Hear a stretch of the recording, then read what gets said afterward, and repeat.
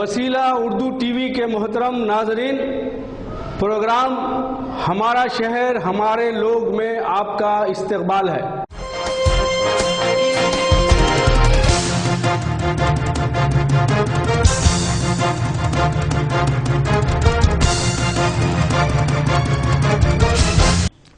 हजारों एकड़ पर मुहित नए सदर मुकाम की तामीर और तश्कील रियासत आंध्र प्रदेश के लोगों के लिए फ़ख्र की बात है। नए सदर मुकाम को हर जाविये और हर पहलू से एक मुकम्मल सूरत देने की हर मुमकिन कोशिश की जा रही है। खुशी की बात है कि नए सदर मुकाम में एक आलीशान मंदिर और एक खूबसूरत कलीसा की तामीर के लिए जगह मुख्तस की गई है, लेकिन मस्जिद के लिए जगह का इंतज़ाम किया गया है या नहीं, ये बात अभी वाज़ेह नहीं है। तमाम मज़ाहिब को एक नज़र से देखना जमहूरियत की अव्वलीन शर्त है। उम्मीद है अमरावती की तामीर और तश्कील में इस अहम नज़रिए को सामने रखा जाएगा। अस्सलाम वालेकुम। आंध्र प्रदेश का नया सदर मुकाम का संग बुनियाद इस माह अक्टूबर 22 तारीख को अमरावती के अंदर रखा गया है। इसके अंदर पीएम साहब नरेंद्र मोदी और चंद्रबाबू नायडू साहब सीएम और तेलंगाना के सीएम चंद्रशेखर राव और जज, हाईकोर्ट के जज, सुप्रीम कोर्ट के जज और तमाम दिगर वजीर आला तशरीफ लाए हैं और यहाँ आंध्र प्रदेश की आवाम बहुत ज्यादा तादाद के अंदर हिस्सा लिए। बहुत खुशी की बात है। लेकिन हर मजहब के लिए नई राजधानी अमरावती के अंदर हर मजहब की तामीर के लिए उनके इबादतगाह बिल्कुल जरूरी है, क्योंकि जो जगह 30-35 एकड़ के अंदर चंद्रबाबू नायडू साहब कर रहे हैं, ये नई राजधानी है। यहाँ हर मजहब के लोग को बिल्कुल सही माने में उनको जगह मिलनी चाहिए और उनके इबादतगाह होना जरूरी है, क्योंकि इधर पे सिर्फ अब तक जंगल है। वहाँ एक बहुत खूबसूरत राजधानी बनने के बावजूद हर मजहब के इबादतगाह बिल्कुल जरूरी है। लेकिन इसके पहले भी एक हफ्ते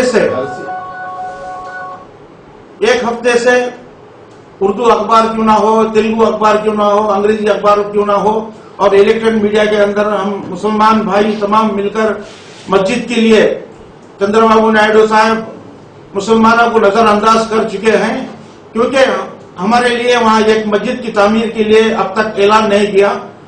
और इलेक्ट्रॉनिक मीडिया के अंदर आने के बावजूद भी और पेपर आने के बावजूद भी हम कलेक्टर साहब से मिले, सीएम साहब को, वो कलेक्टर साहब ने भी हम सीएम साहब को हमने मालूम करा दिया है कि आपकी जो अपील है वो हमने अभी हम जब भी भेज दिया करके बोले, लेकिन चंद्रबाबू नायडू साहब अब तक कोई ऐलान नहीं करे।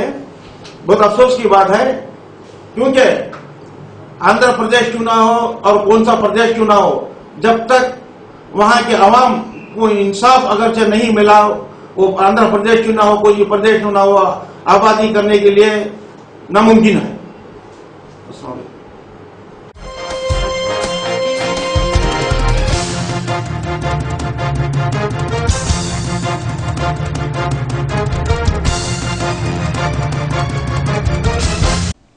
मोदी हुकूमत में SC, ST, BC, मुसलमानों, ईसाइयों और दीगर अक़लियतों पर जुल्म व तशद्दुद में इजाफा देखा जा रहा है। हालिया वाक़ियात इस बात की तस्दीक के लिए काफ़ी हैं। इस खतरनाक सूरत हाल और खौफनाक रुझान की तरफ मरकजी और रियासती हुकूमत की तवज्जो मबजूल कराने के लिए जिला कड़पा की कांग्रेस पार्टी ने एहतजाजी जलसा मुनज़्ज़म किया।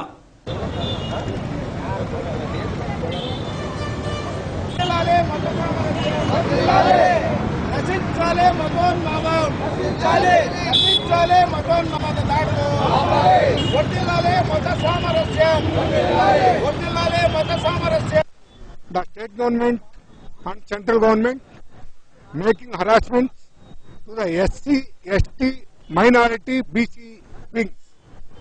They are trying to modify the reservation system at central level. There are 8 states of Bharatiya Janata Party government. No government inducted Muslim minority as minister. It is damn shame to the biggest democratic country of India.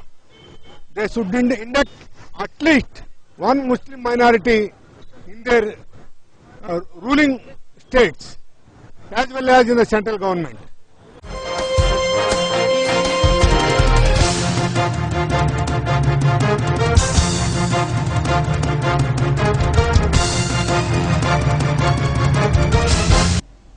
जिला कड़पा की इज्तिमाई सूरत हाल और मसाइल पर गौर व फिक्र करने के लिए जिला परिषद में असम्बली, पार्लियामेंट, कानून साज असम्बली और दीगर जमहूरी इदारों से वाबस्ता अरकान का इजलास मुनक्किद हुआ। जिला कलेक्टर की मौजूदगी में बहस व मुबाहिस का आगाज हुआ। ఈ కార్యక్రమానికి ఇచ్చేసిన గౌరవ శాసనసభ్యులు, ఎమ్మెల్సీస్, డెప్యూటీసీ మెంబర్స్, ఇంకా ఇతర ప్రజాప్రతినిధులు, అధికారులు, మీడియాకి అందరికీ నమస్కారం. ఈరోజు ముఖ్యంగా మనం ఒక పంచాయతీరాజ్ యాక్ట్ ప్రకారం సిస్టమాటిక్గా డిప్యూటీ సిఇఓ గారు క్వశ్చన్స్ పంపించవలసిందిగా సభ్యులందరినీ రిక్వెస్ట్ చేయటం, దానికి వారు కూడా స్పందించి ప్రశ్నలు ఇవ్వటం, గౌరవ సభ్యులు ఇచ్చిన వాటికి అన్నిటికీ కూడా సమాధానాలు జిల్లా అధికారిని ఇవ్వవలసిందిగా కోరడం జరిగింది. వారు కూడా వారు ఇచ్చిన సమాధానాన్ని గౌరవ సభ్యులకి అందజేయడం జరిగింది.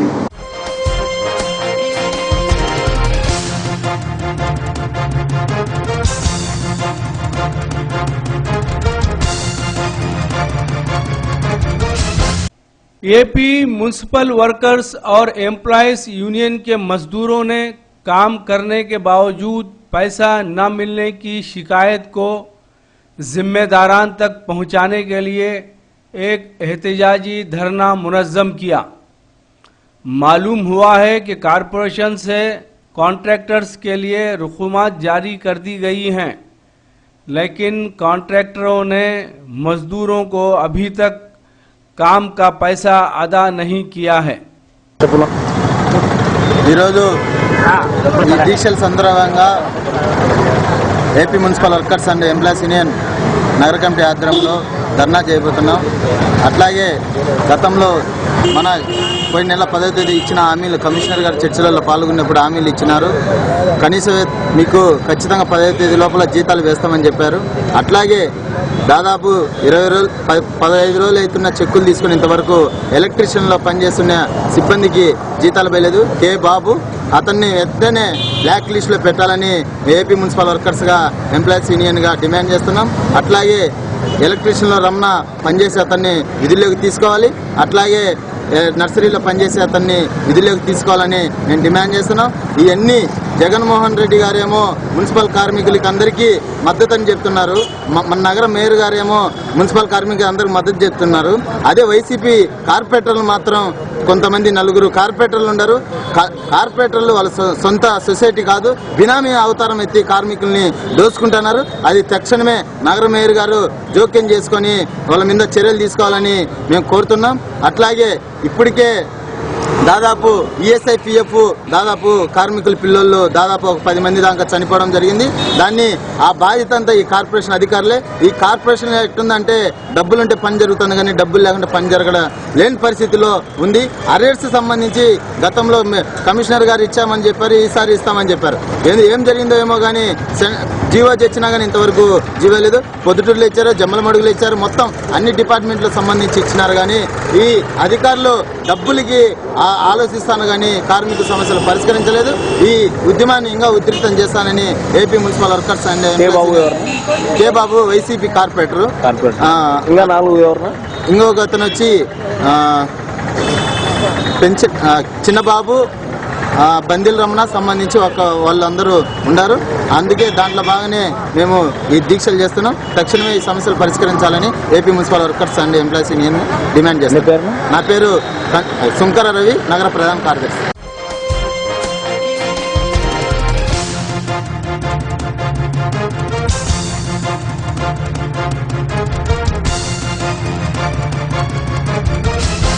कांग्रेस पार्टी के जिलाई दफ्तर पर district Congress committee president Nazir Ahmad की सरपरस्ती में एक इजलास तलब किया गया।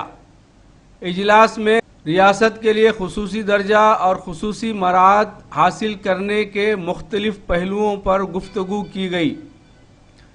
नजीर अहमद ने अफसोस जाहिर किया कि रियासत की तरक्की में ना तो मरकज़ संजीदा है और ना रियासती हुकूमत इस सिलसिले में कोशिश कर रही है।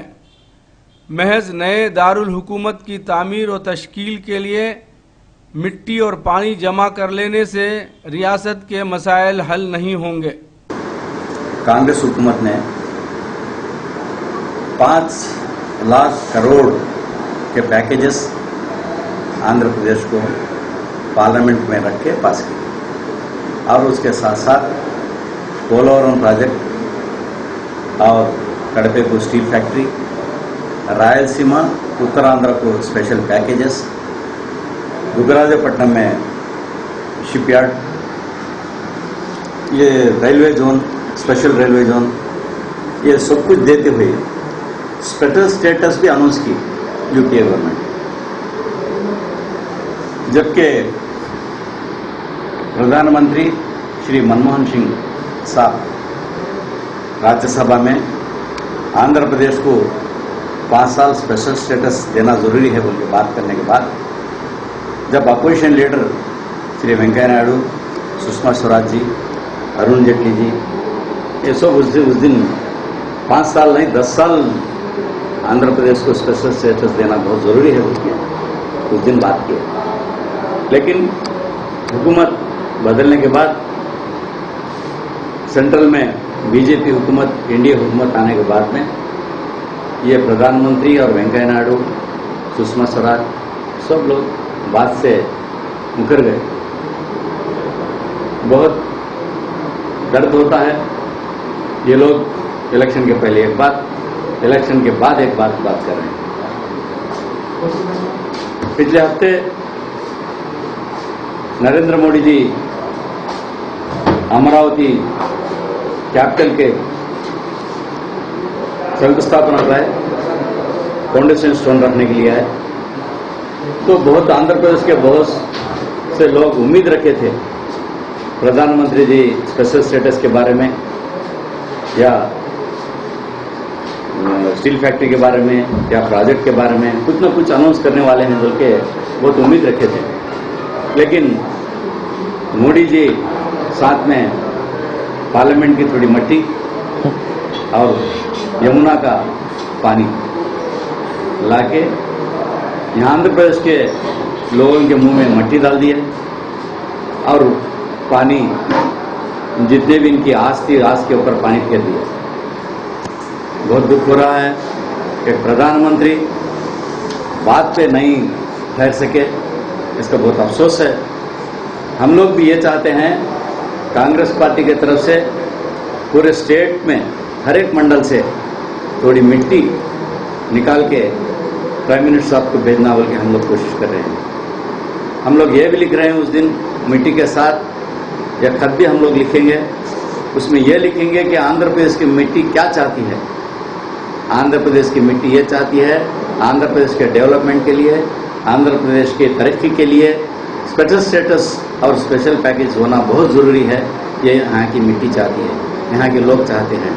इसलिए हमारा डिमांड है मोदी जी को हम लोग डिमांड कर रहे हैं हमारे जिला कांग्रेस पार्टी की तरफ से स्पेशल स्टेटस आप जैसा प्रॉमिस किए थे, आप जैसा वादा किए थे, वादे के बराबर स्पेशल स्टेटस हम लोग दे चुके हैं। यूपीए गवर्नमेंट उसको अमल कीजिए और उसके साथ साथ कड़पे को स्टील फैक्ट्री और पोलावरम प्रोजेक्ट और हमारी राजधानी का पूरा जिम्मा सेंट्रल गवर्नमेंट प्रधानमंत्री मोदी जी लेना चाहिए। इसका डिमांड हम लोग करते हैं। कांग्रेस पार्टी ये डिमांड को आगे रखते हुए जो भी है पब्लिक को साथ लेके हम लोग जो भी एजिटेशन से करने वाले हैं। इसलिए मोदी जी को फिर एक बार हम लोग, हमारी इल्तिजा है, हमारी रिक्वेस्ट है, आंध्र प्रदेश को स्पेशल स्टेटस दीजिए, स्पेशल पैकेज दीजिए। हमारा आंध्र प्रदेश को तरक्की करने के लिए जो भी करना है वो पूरा करने का हम लोग डिमांड करते हैं। सर, चंद्रबाबू 25 मिनट्स बात करें ना, स्पेशल स्टेटस ना स्पेशल पैकेज पूछे नहीं। चंद्रबाबू नायडू साहब एक मुख्यमंत्री, एक चीफ मिनिस्टर के ओहदे में अगर स्पेशल स्टेटस आया तो उनको फायदा है, आंध्र प्रदेश को फायदा है, उनको फंड्स आते हैं। स्पेशल स्टेटस आ गया तो 90% फ्री आता है उधर सेंट्रल गवर्नमेंट से, 10% तो लोन के जरिए आता है। तो 90% जो भी पैसा आता है वो फ्री आता है। तो कई को नहीं डिमांड कर रहे हैं चंद्रबाबू नायडू साहब। इसलिए कि सेंट्रल गवर्नमेंट से अगर कुछ फर्क आ गया तो वोट को नोट का केस एक चल रहा है। वो केस में मैं कहाँ फंस जाऊंगा, ये डर चंद्रबाबू नायडू साहब को है। इसलिए जितना भी वहाँ बात करे, आधा घंटा बात करो या घंटा बात करो, उन्होंने उसका जिक्र नहीं किया। यह हमको भी बहुत अफसोस है। हम लोग चंद्रबाबू नायडू साहब से डिमांड कर रहे हैं, आप अकेले नहीं, हम लोग साथ है, अकेला पक्ष हम सब ऑल पार्टीज को साथ लेकर चलिए। दिल्ली को हम आएंगे, प्रधानमंत्री मोदी जी से और राजनाथ सिंह से, जितने भी वहाँ के जिम्मेदार हैं सेंट्रल गवर्नमेंट में, वहाँ पर हम डिमांड करेंगे आप हम लोग को साथ लेकर चलिए। जब आपको बात करने की हिम्मत और ताकत नहीं है तो हम लोग को साथ लेके जाइए, वो हम लोग डिमांड करेंगे।